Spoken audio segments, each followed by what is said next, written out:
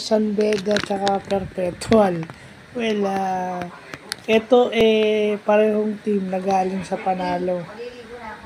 So, parehong may positive and negative effect. Itong Perpetual, maganda yung simula. Pagdating ng second half, pumangit.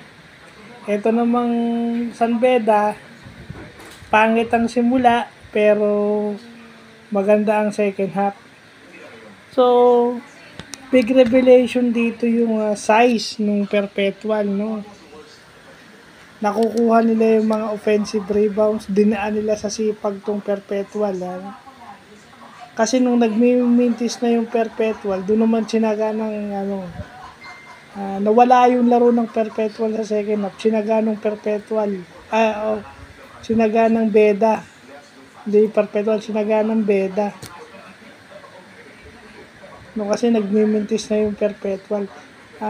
Malaking tulong yung offensive rebounding ng Beda kasi nga nag-decide si Coach Yuri Escueta na they go big para makontrol nila yung rebound. So yung rebounding ng Jomel Puno ang malaking factor kaya sila nanalo.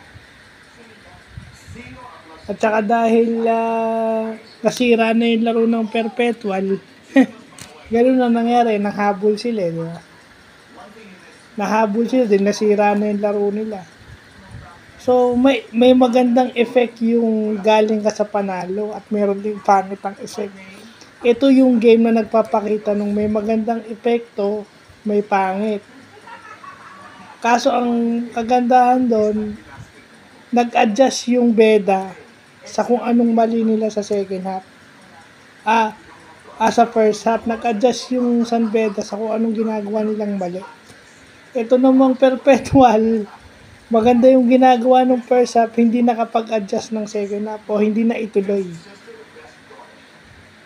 Kasi ganun yun, pa nag-adjust yung kalaban mo, mag-a-adjust ka rin para ma-maintain yung ginagawa mo maganda ng first half. Yun ang mahirap mag-maintain. So, ganun yung nangyari sa Perpetual na maganda na sana, natalo pa.